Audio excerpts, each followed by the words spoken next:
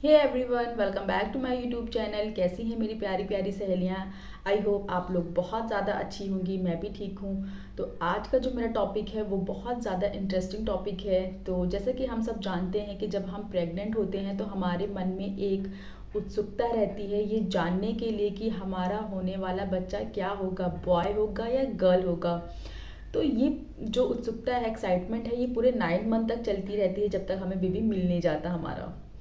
तो आज मैं बात करूंगी बेबी गर्ल के सिम्टम्स की कि बेबी गर्ल के क्या क्या सिम्टम होते हैं।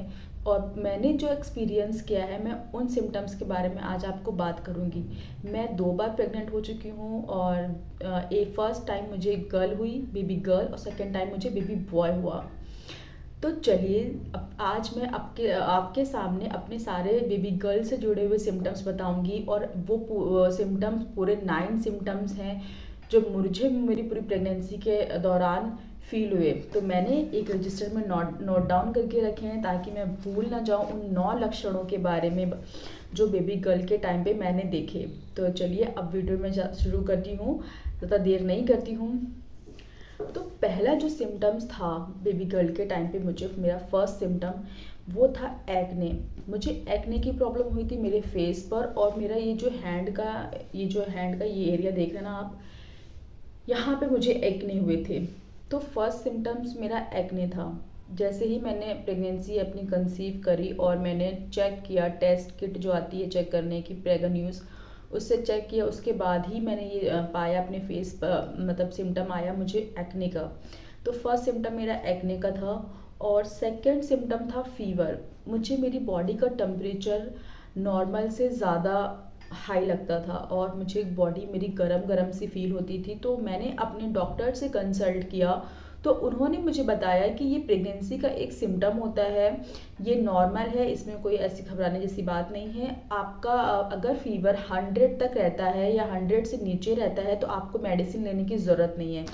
अगर आपका फीवर 100 से ऊपर जाता है तभी आपको मेडिसिन लेना है, और थोड़े दिन में ये अपने आप ही सेटल डाउन हो जाएगा। और वो बाद में अपने आप ही सेटल डाउन हो गया था 1-2 महीने में। तो स्टार्टिंग के मतलब 1 मंथ का जब मैं प्रेग्नेंट थी तो मुझे ये सिम्टम्स आया था फीवर का। अब मैं बात करूँगी थर्ड सिम्टम्स की। थर्ड सिम्टम जो था मेरा वो था वॉमिटिंग, और मुझे बहुत ज़्यादा सीवियर वॉमिटिंग की प्रॉब्लम हुई थी मेरी प्रेगनेंसी में बेबी गर्ल के टाइम पे।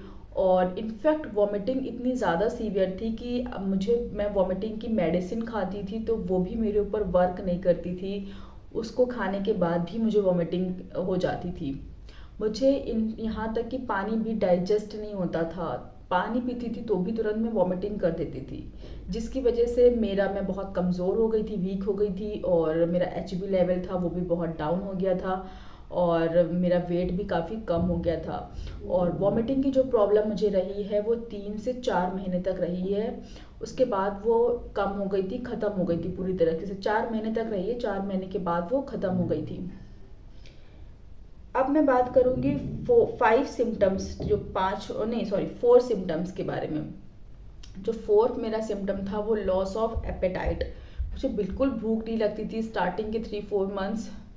आप 3 से 3.5 महीने का लगा लीजिए, 4 महीने तक ठीक हो गया था। तो 3 से 3.5 महीने तक मुझे बिल्कुल भूख नहीं लगती थी, कुछ भी खाने का मन नहीं करता था। खाना खाना तो दूर की बात थी, खाना देखने का भी मन नहीं करता था। मैं खाना देखती थी तो भी मुझे वॉमिटिंग सा फील होता था। तो ये एक प्रॉब्लम है, ठीक है, मेरे साथ जो हुई कि मुझे बेबी गर्ल के टाइम पे भूख नहीं लगती थी। अब मैं बात करूँगी 5 सिम्टम्स की, फिफ्थ सिम्टम्स की। तो स्मेल प्रॉब्लम, मुझे मेरी बेबी गर्ल के टाइम पे स्मेल की प्रॉब्लम थी, और वो स्मेल की जो प्रॉब्लम थी वो गार्लिक, अनियन, इनकी स्मेल से मुझे बहुत ज़्यादा नफ़रत हो गई थी, चिढ़ हो गई थी। अब घर में जैसे कि दाल में तड़का लगता है तो उसकी स्मेल मुझे बिल्कुल अच्छी नहीं लगती थी। अगर मसाला जैसे भूनते हैं तो उसकी स्मेल मुझे बिल्कुल अच्छी नहीं लगती थी। और अनियन गार्लिक की स्मेल तो मुझे बिल्कुल भी पसंद नहीं थी। अब मैं बात करूँगी 6 सिम्टम्स की, तो वो है लेज़ीनेस। मुझे मेरी प्रेगनेंसी में 3-3.5 महीने बहुत ज़्यादा लेज़ीनेस लगती थी, क्योंकि तबीयत इतनी ख़राब रहती थी वॉमिटिंग की वजह से, खाना कुछ नहीं खाती थी। तो ऑटोमेटिक बॉडी जो थी मेरी वो डाउन हो गई थी, तो जिसकी वजह से मैं बस बेड पे ही पड़ा रहना पसंद करती थी और मुझे बहुत वीक फील होता था, बहुत लेज़ी हो गई थी और मैं बिल्कुल एक्टिव नहीं थी। अब मैं बात करूँगी 7 सिम्टम की, जो कि थे स्ट्रॉन्ग हेयर। जैसे कि हम सब जानते हैं, जब हम प्रेग्नेंट होते हैं तो एस्ट्रोजन जो हार्मोन होता है उसका लेवल बढ़ जाता है। और बहुत, तो मेरी बेटी के टाइम पे क्या हुआ कि मेरे जो एस्ट्रोजन जो हार्मोन का लेवल था वो बहुत जल्दी बहुत तेज़ी से बढ़ा, तो जिसकी वजह से मेरे जो हेयर थे वो बहुत स्ट्रॉन्ग, सिल्की, शाइनी हो गए थे और बाल बिल्कुल भी नहीं टूटते थे। जब मैं कॉम करती थी तो मेरे कॉम में एक भी बाल नहीं टूटता था। आप बिलीव कर सकते हैं, बाल बहुत ज़्यादा अच्छे हो गए थे। अब मैं बात करूँगी 7 सिम्टम्स की, नहीं सॉरी 8 सिम्टम की, जो था मेरी बेली से रिलेटेड, बेली के शेप से रिलेटेड। जो मेरी बेली का शेप था वो अंडाकार शेप में था, वो एकदम गोल जो मटका होता है ना जैसा, वैसा नहीं था, अंडाकार शेप में था। और ऊपर ऊपर थोड़ा ज़्यादा सा फील होता था, ऐसे नहीं, मतलब था, अंडाकार शेप था उसका और एकदम गोल नहीं था। और बेली मतलब अप था, डाउन नहीं था, आप ये कह सकते हैं।